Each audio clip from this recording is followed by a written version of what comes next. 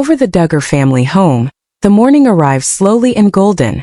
The world was silent, the air was gentle, and for the first time in a long time, Johanna Duggar experienced an inexplicable serenity that descended into her chest. With the curtain drawn back just enough to let the sun shine on her face, she sat by her window. Her room still had the appearance of a child's, complete with framed Bible passages, old notebooks on a shelf and pictures of her siblings. However, she was no longer a child. She was developing, evolving, and silently fighting to discover who she was in a world where everything had already been chosen. The house was filled with the typical morning commotion downstairs, including people requesting breakfast, laughter, and footsteps. Johanna, however, remained motionless and gazed at her image in the mirror. She had more questions in her eyes than ever before, ones she had never dared to ask. She grabbed her little journal, which she kept buried beneath old papers, from the bedside table. She turned it to the final page she had penned the previous evening. Her handwriting was shaky and uneven. There are moments when I question whether I'll ever know who I am outside of this house. Aside from all these rules. Someone knocked on her door. "We're heading to the supermarket in 15 minutes, Johanna." The voice of her mother called. "Coming, Mom," she said with a slight smile as she closed the journal. Something wasn't quite right, like a whisper in her soul alerting her to something invisible, even if her voice sounded normal. She made the decision to take a drive after breakfast. It wasn't out of the ordinary. Johanna frequently offered to visit friends or run errands in order to gain some space. As she reached for her auto keys, her father, Jim Bob, grinned. With his hand on her shoulder, he urged, "Be careful, sweetheart. When you arrive, text us." "I will," she said quietly, "Dad." With her hair blown by the morning breeze, she left the house. Outside, the world was vibrant, with sunlight streaming through the trees, birds singing and leaves dancing. It all appeared so serene that it was almost unbelievable. She murmured softly when she turned on her car radio and heard the song, "You're the Light of the World." The road continued on indefinitely. It was only her and the sky, and she felt free. But fate started turning its invisible wheel somewhere between the soft hum of the tires and the laughing in her mind. Beside her, a buzzing phone signaled that her friend Emily had texted her. "Hey, on the way, is it possible for you to grab some snacks? See you shortly." With a smile, she briefly reached for the phone. Just a moment. The planet exploded. A dazzling flash. A tire roar. Twisting metal screamed. The music ceased, the automobile whirled, and the trees became hazy. Then there was stillness. Only the faint hiss of smoke and the fragmented sound of a tune still reverberated from the damaged radio as the loudness subsided.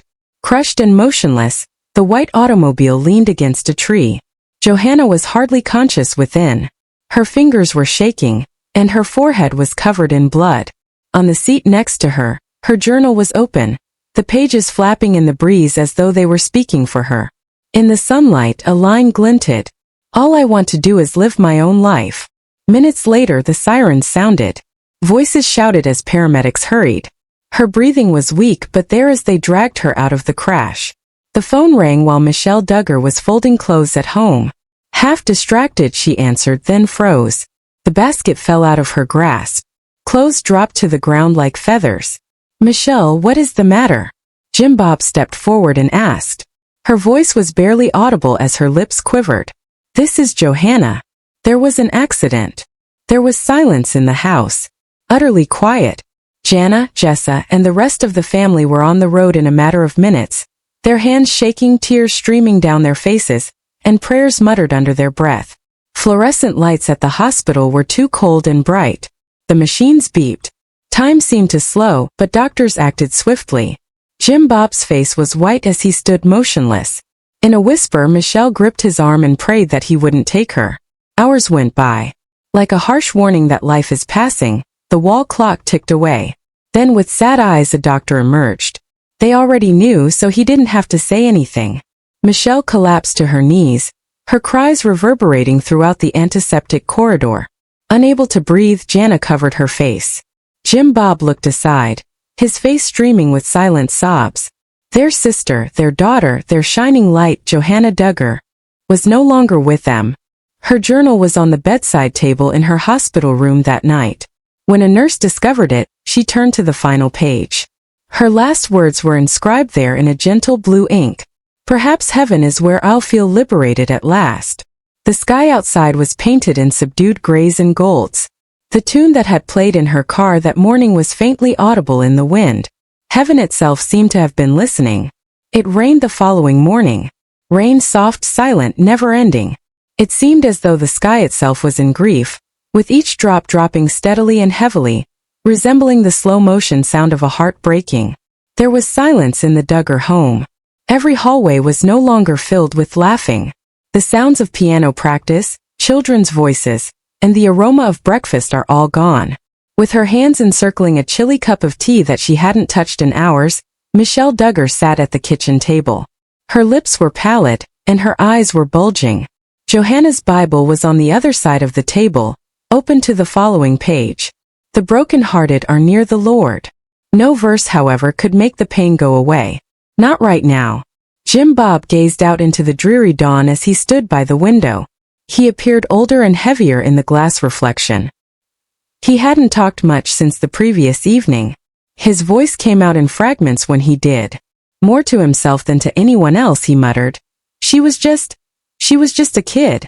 The other Duggar kids moved around them like phantoms, silent, bewildered, and fighting back tears.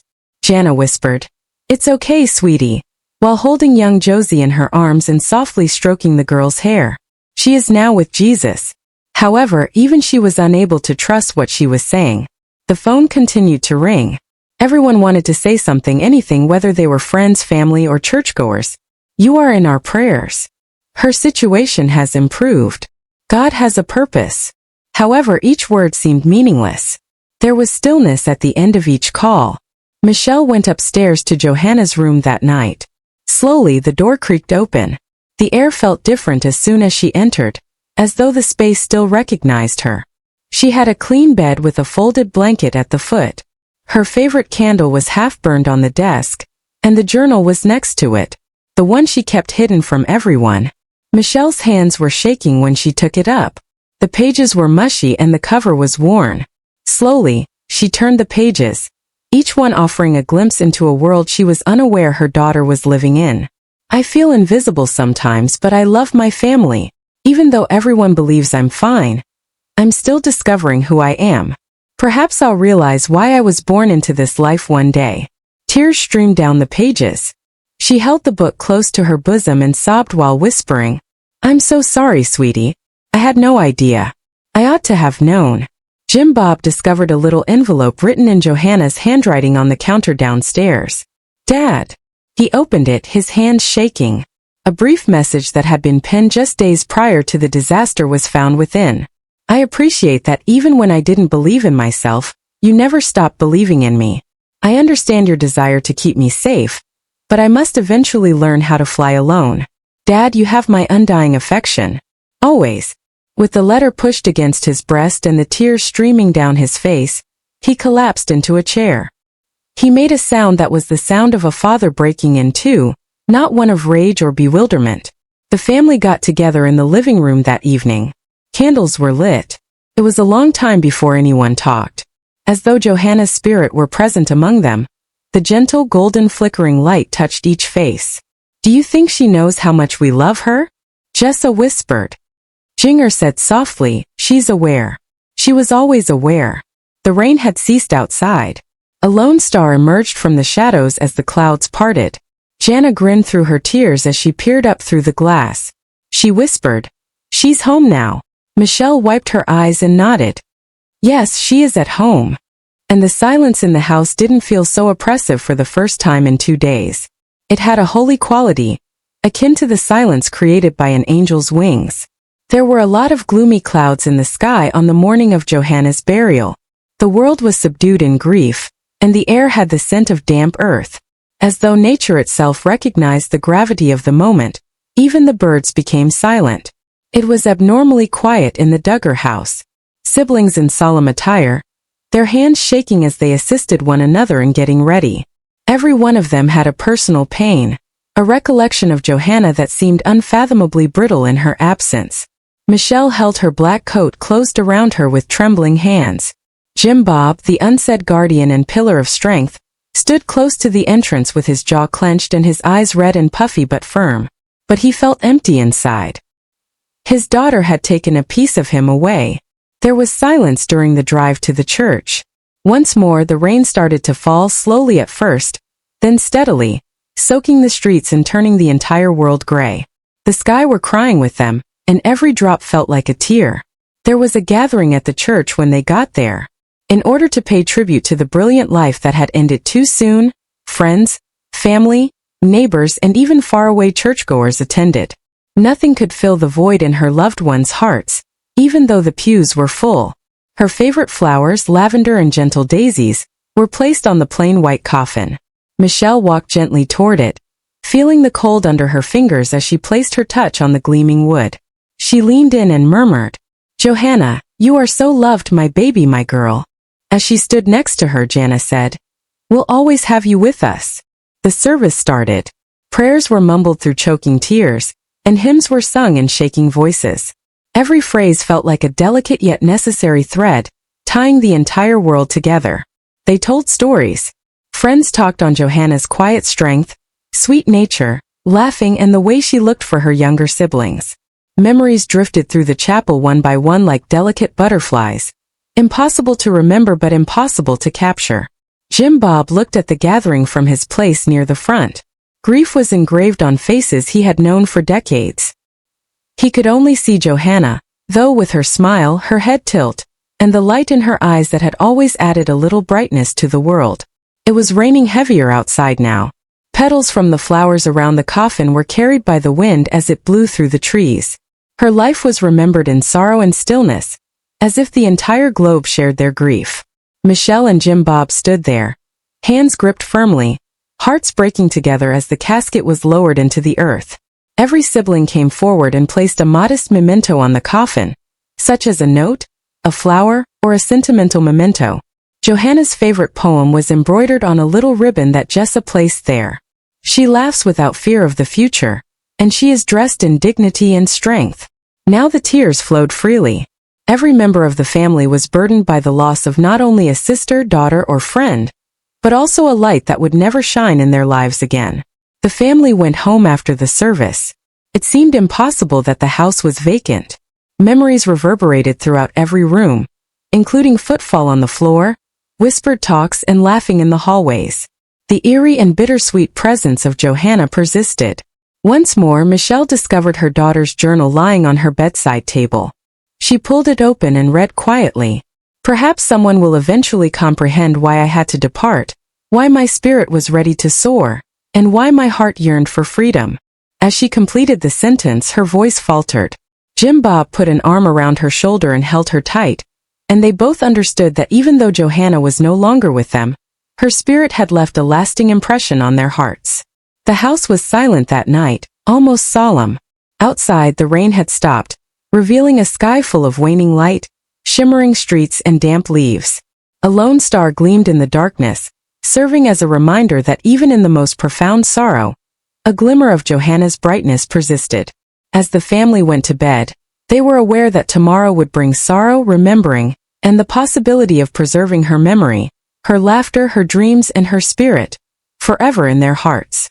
Days went by, but time seemed to stand still. Every action in the Duggar household was robotic. Eating, sleeping, praying, and awakening in subdued tones. Quiet cries and hushed prayers had taken the place of the laughter that had once filled the halls. Michelle touched the familiar items Johanna had cherished as she moved from room to room. A chair with a scarf draped over it. An open sketchbook on the desk. A small music box that, when wound, produced a gentle melody. The weight of absence was borne by every object. She was reminded by each that Johanna was no longer available to guide, hold, or cuddle. Jim Bob put in a lot of effort to maintain order, but his own sorrow was a burdensome mask he was unable to remove. He sat by himself in the living room at night, his hands clenched together, gazing into the flickering candlelight. It was painfully quiet, but it was also hallowed, a place where he could think of Johanna without being disturbed. The kids adapted coping mechanisms on their own. Jana tried to replace the hole with movement and purpose by immersing herself in cooking, cleaning, and taking care of the younger siblings. Jessa read loudly from her notebook, talked to the sky, and told stories to anyone who would listen while she spent hours outside Johanna's favorite window. Even though Jinger knew Johanna would never be able to read her letters, she wrote them with passion for her sister.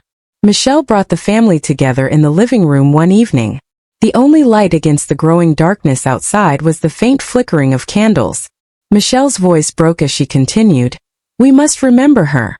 Not only the melancholy, but also her identity. The dreams she had, the love she offered, the joy she provided. She is now with us in every prayer, every smile, and every remembrance." The family silently nodded in understanding.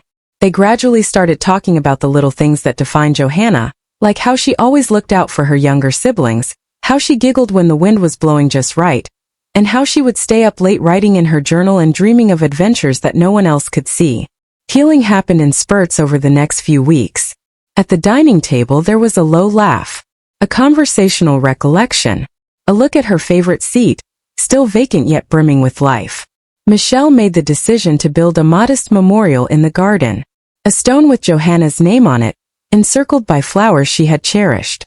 Every member of the family planted a flower, their hands filthy, their emotions burdened but full of hope. Michelle muttered, "Her garden is here. Her love and dreams will blossom here, even if she isn't here with us." And they grew. Every flower served as a reminder that even though Johanna was no longer physically present, her spirit was still influencing their lives. In quiet moments her laughter reverberated. Little deeds of kindness were manifestations of her wisdom. Even in the middle of loss, her bravery encouraged them to live life to the fullest. Jim Bob sat by the garden one evening with his hands on his knees as the sun sank over the hills. Michelle joined him, the sky softly tinted pink and orange by the horizon's warm warmth. He said, "She would have wanted us to continue." "Yes," Michelle said. "And we'll." For her. The place was quiet, but not oppressively so. They gradually started to communicate, share, and remember with love rather than with suffering. Yes, they wept, but they also chuckled. Yes, they battled, but they clung to hope. Despite being terribly brief, Johanna's legacy cannot be removed. Her love, dreams, and spirit were preserved in the hearts of her closest loved ones. Johanna's light was shining brightly someplace beyond the stars and clouds. Never really gone, but free and at peace. It had been months since the world lost Johannah Duggar on that awful morning. Slowly but surely, like a wounded animal learning to move painlessly, the Duggar house had started to breathe again. However, her voice, her humor, and her presence were all gone, leaving an empty echo in each room. Michelle frequently found herself in Johanna's former room. Occasionally, she would open the curtains to let sunlight shine on the items Johanna had treasured, such as a framed picture of her grinning with her siblings, a stack of notebooks, a partially read book, and a pair of sketch pencils. Michelle would spend hours sitting there, stroking the items with her fingers while muttering prayers that were a mixture of thankfulness and sorrow. Michelle would whisper, "She was ours, and she will be forever." Jim Bob too took comfort in little rituals. He walked the garden Johanna had inspired them to make every evening. Each petal of the meticulously arranged flowers, which were bursting with life, represented a memory, a tale, or a piece of Johanna's soul. Kneeling next to the stones bearing her name, he would remove fallen leaves, whisper to her, and sense the fragility and strength of life entwined. Slowly, the Duggar kids figured out how to incorporate Johanna's memories into their everyday routine. During family get-togethers, Jessa kept reading aloud from Johanna's journal. In her sister's memory, Jana would plan modest charity activities, such as feeding kids, working at nearby shelters, and sharing the kindness Johanna had displayed even in her most private times. Jinger honored her sister's compassion by transforming letters she had written to Johanna into notes of support for friends going through difficult times. The family got together in the backyard one cool fall morning for a little service that was more of a celebration of Johanna's life than a funeral or farewell. The scent of blossoming flowers permeated the air as candles flickered in the light breeze. Every sibling related a story, a memory, or a term that brought to mind Johanna's special spark. One of the younger siblings, holding a little journal of their own, murmured, "She taught me to dream."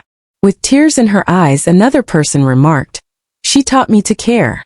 Jim Bob looked at Michelle and whispered softly, his voice catching, "And she taught me to be brave." Michelle moved forward and touched the little memorial stone.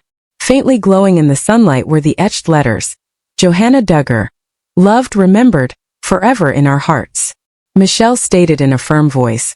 She may not be physically present with us, but her spirit, her love, and her light will always be with us.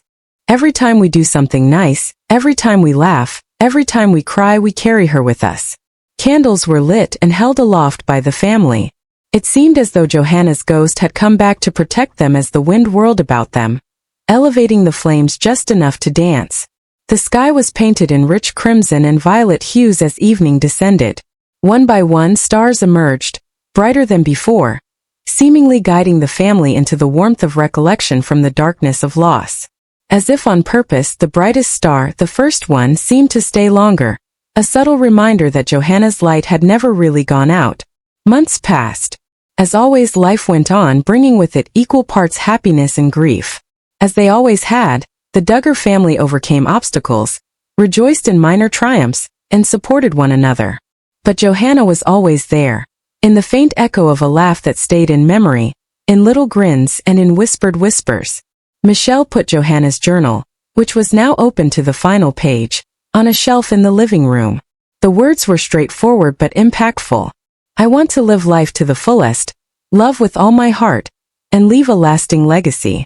And may my heart shine in those who remember me long after I'm gone. The family stood with their hands clasped together, their hearts heavy but strong. They were aware that love and grief would never fully go away. Johanna's story, her bravery, her aspirations, and her unflinching spirit would endure eternally in that love. The aroma of flowers from Johanna's garden filled the air as the wind rustled through the trees outside. As a last favor from a world that had seen her brightness for far too little time, the sky was coated in gold. And the Duggar family sensed her presence, gentle, enduring, eternal, in that golden glow. Though she was no longer in their physical presence, Johannah Duggar never left their hearts. One line would remain as the screen went black, reiterating her legacy. Some lights shine eternally, yet they burn for a short time.